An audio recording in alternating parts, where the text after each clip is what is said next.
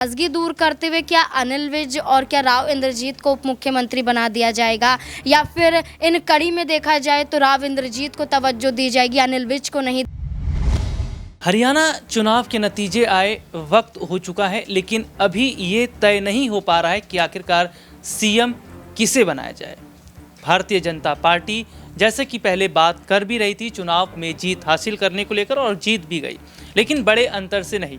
लेकिन एक सबसे बड़ी वजह ये खड़ी हो रही है कि आखिरकार बीजेपी अभी तक सीएम चेहरे को लॉन्च क्यों नहीं कर पा रही है। हालांकि पार्टी आलाकमान ने नायब सिंह सैनी के नाम पर मोहर तो लगा दी है, लेकिन अनिल विज को दरकिनार नहीं किया जा सकता, क्योंकि ये खबर सामने आई है कि अनिल विज के पास 15 से 16 विधायक हैं, और अगर 15 से 16 विधायक अनिल विज के पास हैं तो क्या अनिल विज अगर मुख्यमंत्री नहीं बनेंगे तो विधायकों को लेकर एक बड़ा कदम अनिल विज उठा सकते हैं। इन सब के बीच में चर्चा राव इंद्रजीत सिंह को लेकर भी हो रही है। राव इंद्रजीत सिंह एक बड़ा चेहरा, और उन्होंने, जी हाँ, उन्होंने कई सीटों पर खेल को पलटा है, या ये कहा जाए यादव जो बेल्ट है उसमें एक बड़ी पकड़ राव इंद्रजीत की है, और राव इंद्रजीत को लेकर भी बीजेपी बहुत कुछ सोच रही है। किस तरीके से हरियाणा में भारतीय जनता पार्टी उलझ गई है, और आखिरकार दशहरे के बाद ही क्यों सीएम चेहरे को लॉन्च किया जाएगा, उससे पहले क्यों नहीं, या उसके बाद क्या फैसला लिया जाएगा, ऐसे तमाम बड़े सवाल जो हरियाणा की राजनीति में चल रहे हैं, उनमें क्या वाकई बीजेपी में पेच फंस रहा है, और क्या बीजेपी के लिए हरियाणा जो चुनाव है जीतना वो मुश्किल भरा है। इसी मुद्दे पर आज हम बात करेंगे। हमारे साथ हमारे सहयोगी जुड़ेंगे और उन सहयोगियों से ये जानेंगे कि हरियाणा चुनाव में बीजेपी का पेच कहाँ फंस रहा है और कहाँ भारतीय जनता पार्टी के लिए मुश्किल हो रही है। एक सीएम या 2 डिप्टी सीएम या 3 डिप्टी सीएम, या सीएम कोई और, या नायब सिंह सैनी सीएम नहीं रहेंगे, या अनिल विज को, या राव इंद्रजीत, ऐसे ये तमाम बड़े नाम घूम रहे हैं बीजेपी के लिए, और बीजेपी के सामने ये तय कर पाना आसान नहीं है कि किसको बड़ी जिम्मेदारी दी जाए। शुरुआत सबसे पहले सिराज से कर लेते हैं। सिराज हमारे साथ हमारे सहयोगी बने हुए हैं।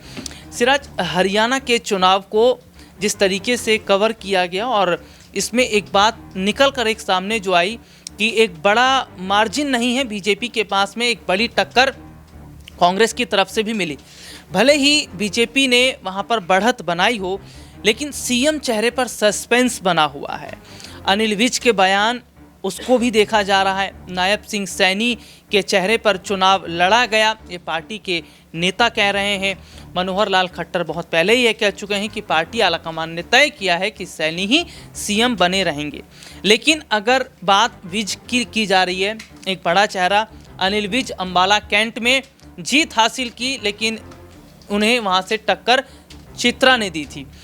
तो यहाँ पर अगर 15 से 16 विधायक की बात कही जा रही है, अगर ये विधायक दूसरे पक्ष में चले जाते हैं, विज इनको लेकर चले जाते हैं, तो कितना बड़ा रोल अनिल विज का रह रहा है राजनीति में, और बीजेपी में फिर क्या बड़ा संकट अनिल विज खड़ा कर सकते हैं? जी देखिए, अनिल विज की पिछले कुछ महीनों से या कुछ दिनों से देखें तो उनकी बयानबाजी भारतीय जनता पार्टी के लिए मुश्किलें खड़ी कर रही है। जाहिर सी बात है कि वो भारतीय जनता पार्टी में इस वक्त हरियाणा कैडर में सबसे अनुभवी और सबसे वरिष्ठ नेता हैं। 6 बार के विधायक रह चुके हैं, और गृह मंत्री भी वो कहीं ना कहीं हरियाणा में संभाल चुके हैं, मंत्रालय भी। तो मुझे लगता है कि देखा जाए तो अनिल विज जिस तरीके से बयानबाजी कर रहे हैं, और वोटिंग के दिन जब उन्होंने कहा था कि अब अगली मुलाकात सीएम आवास में होगी, तभी से लगातार सवाल उठ रहे थे उनको लेकर के कि भारतीय जनता पार्टी में तो फैसला पहले ही चुका है कि भाई नायब सिंह सैनी के नेतृत्व में चुनाव लड़ा जाएगा, मुख्यमंत्री वही बनेंगे। फिर ये सीएम आवास पर मुलाकात की बात क्यों कर रहे हैं? क्या अनिल विज कांग्रेस को समर्थन देंगे? क्या अनिल विज भारतीय जनता पार्टी से बगावत करेंगे? ये तमाम कयास उसी दौर से जो है शुरू हो गए थे, और जाहिर सी बात है कि ये बयानबाजी को आप बिल्कुल भी हल्के में नहीं ले सकते। आपने देखा होगा कांग्रेस पार्टी में जिस तरीके से कुमारी शैलजा चुनाव प्रचार से दूरी बना लेती हैं, और सीएम पद को लेकर जिस तरीके से होड़ मची हुई थी, उसका कारण यह है कि जीती हुई बाजी कांग्रेस पार्टी हार गई, और यही सेम चीज़ें जो हैं वो खुलकर सामने आ रही हैं भारतीय जनता पार्टी में।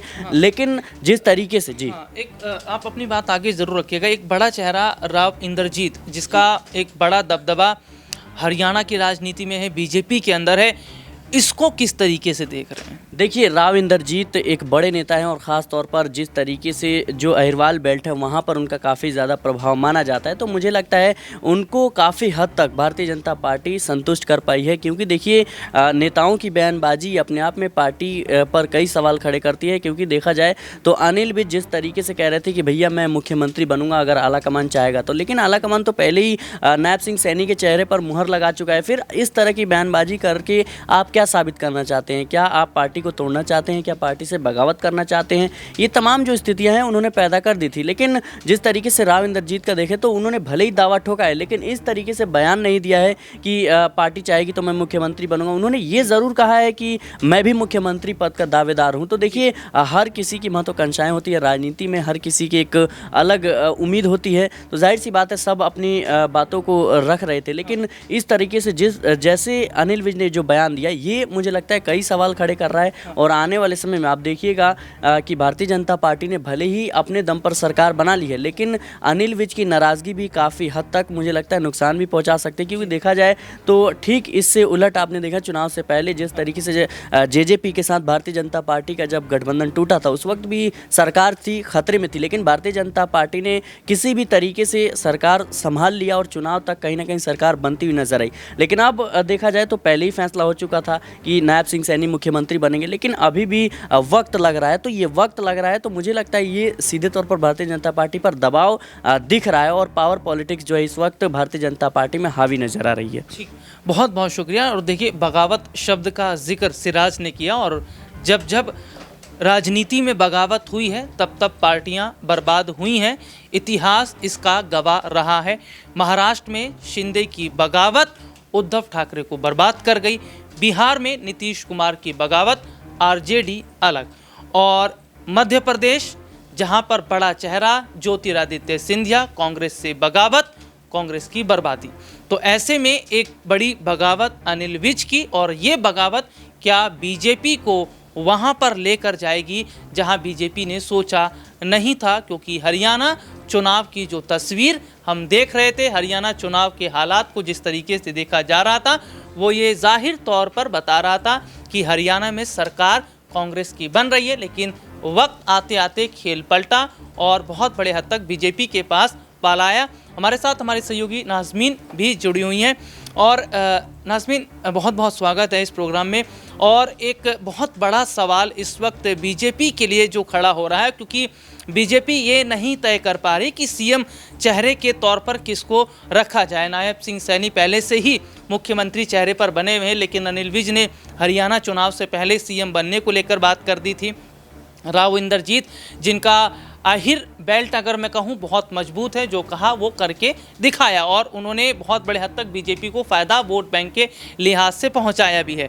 तो यहाँ पर जो देखा जा रहा है कि अनिल विज अपनी बात पर जो अडिग हैं सीएम बनने को लेकर, तो क्या बीजेपी अगर विज को नहीं मुख्यमंत्री के तौर पर लॉन्च करती है तो क्या बड़ा कदम विज का रह सकता है?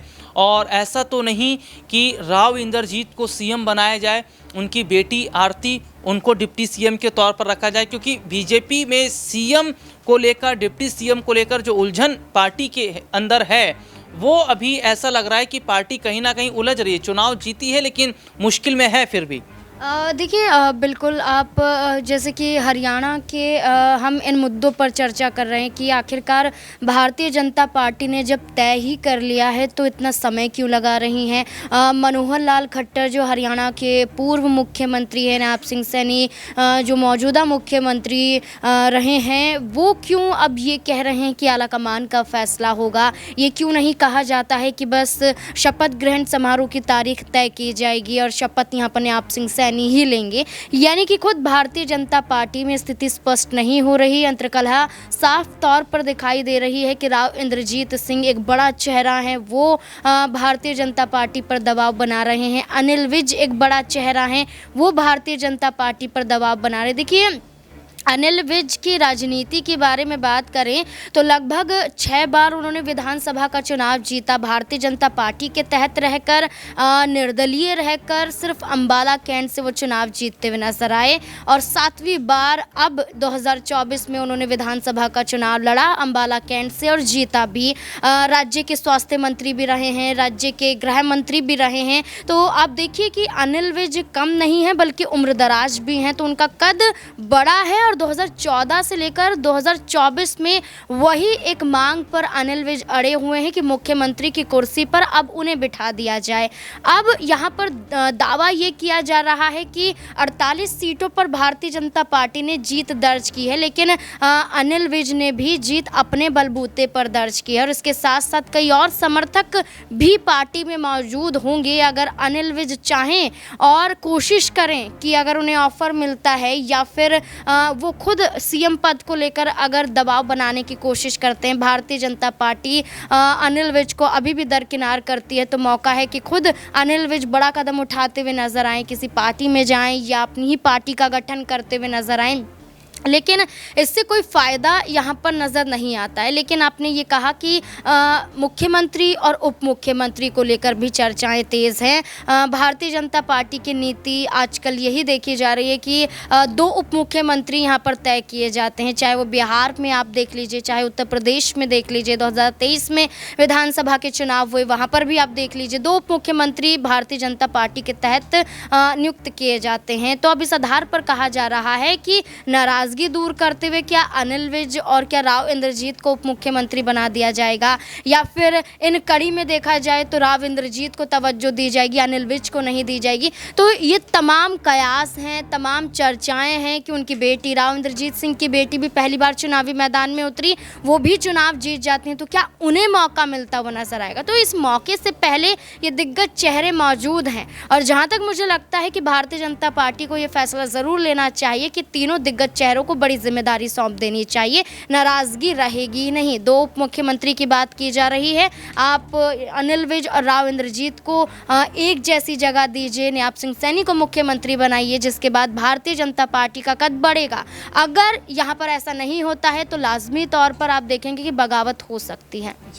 बगावत हो सकती है, और बगावत शब्द का जो बार बार इस्तेमाल हो रहा है ये क्या बताता है कि बड़ा नुकसान बीजेपी के लिए है। क्योंकि मैं अभी थोड़ी देर पहले इस बात का जिक्र कर रहा था, जब जब बगावत हुई है राजनीतिक पार्टियों को झटका लगा है और अनिल विज के बगावत को लेकर बार बार सवाल खड़े हो रहे हैं। अमन सर हमारे साथ इस वक्त हमारे सहयोगी मौजूद हैं। सर बहुत बहुत स्वागत है सबसे पहले तो इस प्रोग्राम में आपका। सर अभी चर्चा जिस तरीके से हो रही है अनिल विज को लेकर, 15 से 16 विधायकों को लेकर बात हो रही है और ये तक कहा जा रहा है कि विज का एक बड़ा कदम कांग्रेस को सत्ता दिला देगा तो बीजेपी को बाहर का रास्ता दिखाएगा। तो कितने बड़े हद तक हरियाणा की जो राजनीति है वो विज के ऊपर बनी हुई है और विज का अगला कदम क्या होगा और इससे बीजेपी और कांग्रेस के लिए क्या संकेत हैं? देखिए जाहिर बात है अनिल विज बड़े लेवल के नेता हैं बीजेपी के, इसमें कोई संदेह नहीं है। 6-7 बार मुख्य एमएलए रह चुके हैं, 2 बार बड़े पदों पर काम कर चुके हैं, स्वास्थ्य मंत्री रह चुके हैं, राज्य के गृह मंत्री रह चुके हैं। तो एक लंबा चौड़ा उनके पास अनुभव है। उसी आधार पर शायद ऐसा लग रहा था कि जिस तरह का बयान उन्होंने दिया कि भाई मैं भी अच्छा खासा अनुभव रखता हूँ, मुझे भी मुख्यमंत्री बनाया जाना चाहिए। लेकिन अब जबकि बीजेपी के पास स्पष्ट बहुमत है, 46-47 सीटें बीजेपी के पास हैं, ऐसे में बिल्कुल अनिल विज के ऊपर एक दारोमदार भी है। क्योंकि तमाम लोग कमेंट भी करके ये बात बोलते हैं कि 15-16 सीटें ऐसी हैं जहाँ पर अनिल विज का जो है दबदबा ज़्यादा नज़र आता है। तो ऐसे में अगर कांग्रेस पार्टी ने कोई बड़ा खेल किया, चूँकि अब ये जो बीजेपी ही ऐसी मुझे लगता है कि जो चीज़ों को करने की हिम्मत रखती है कि आपके पाले से कुछ लोग खींचकर सरकार बना लेती है। आपने देखा मध्य प्रदेश में किस तरह से स्पष्ट बहुमत में थी कांग्रेस पार्टी, लेकिन बीजेपी ने अपनी इस तरफ उनको सिंधिया को मिलाकर कहीं ना कहीं सरकार बदलने का काम किया।